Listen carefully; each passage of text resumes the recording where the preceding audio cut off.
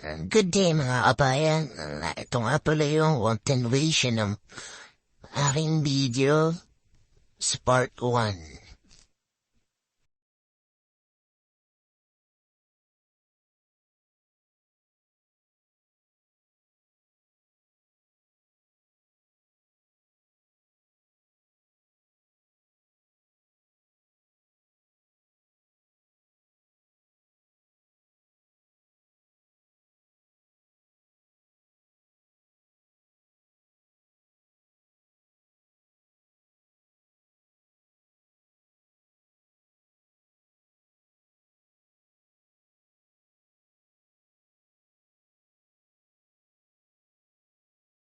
Yan. Ito nga pala yung adhesive na gagamitin ko para siyang fiber. Kasi no, ditong staple wire. Tapos, meron tayo ditong... Ayan, hinahawali ko na yung staple wire niya. Tapos meron tayo dito soldering iron. Yan, nampisa ko na. Inuna ko muna yung gilid niya. No, may crack. Yan. Sa isa kong hininang yung staple wire hanggang lumubog dun sa bearings niya. Huwag yun naman masyadong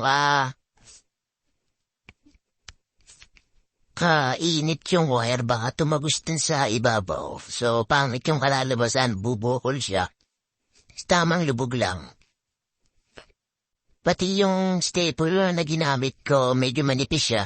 Pag malaki kasi, baka naman masyadong lumusot dun sa ibabaw nung pairing. So, pangit din kalalabasan. So, yung tamang nipis na, hindi ko alam yung size, pero sakto lang. Sinukat ka naman dun sa kapal nung pairings niya. Kaya hindi siya tatagos. Siguro mga 1 mm lang siguro, kapal nun. Okay na siguro yan. Di ko siya yung sukat. Yan, fast forward na muna natin dito.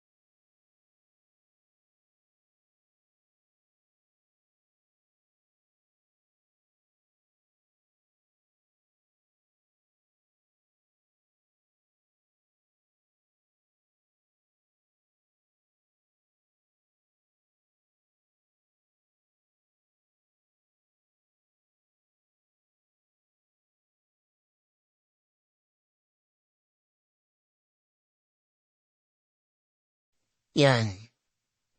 Inuna ko nga pala muna yung tigabilang side para dumikit siya tsaka pumorma yung tigkabilang dulo niya para pantay. Then tsaka ako siya sinanda ng mga palakad. Yan, dahan-dahan lang. Pag nakita niyo lumubog yung staple wire, okay na yon. Habang iniinitan, dapat ang tip ng soldering nyo, doon lang sa staple wire nakadikit, huwag mismo sa pairings. Kasi lulubog siya. So magiging bahalki naman sa ibabaw, tingnan yon. Pag tumagos yung init. So, basic na yan.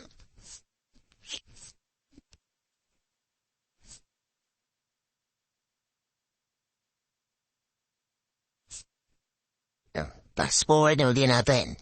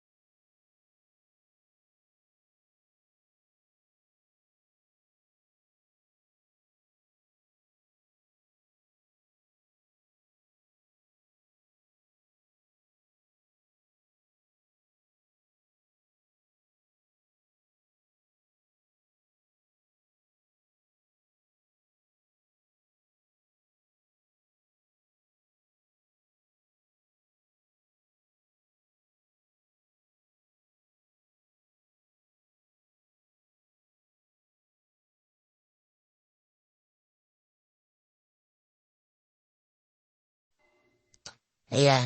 At tapos na natin lahat dikitan ng staple wire. Hinahin. Then, susunod. Titimpla ako dito ng yung ginamit ko. Epoxy. So, yung ginamit ko nga pala epoxy, pang ano yan sa fishing rod. Yung pang dikit ng mga nylons. So, para siyang fiber. Pero tawag sa kanya epoxy. Epoxy. Yeah, ganyan marami nilagay ko. Ganyan. Hindi ko na pinakita yung paglalagay ko. Mga 1 hour lang, tuyo na yan.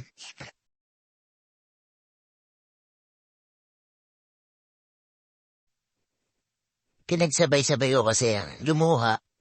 Lahat pala isa-isa muna. Pero okay na yan, goods na yan. Makapal yung pagkakalagay ko. Yeah, kahit niwahin mo siya ang tigas.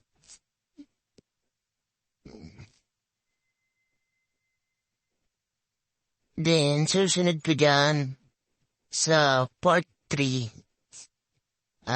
Kung ang ginamit ko kasi, i-repaint ko na lang siya. Bala ko sana is sticker na carbon.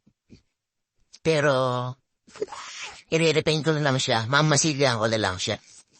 Para kasi makitago rin yung mga props sa lahat ng sidings.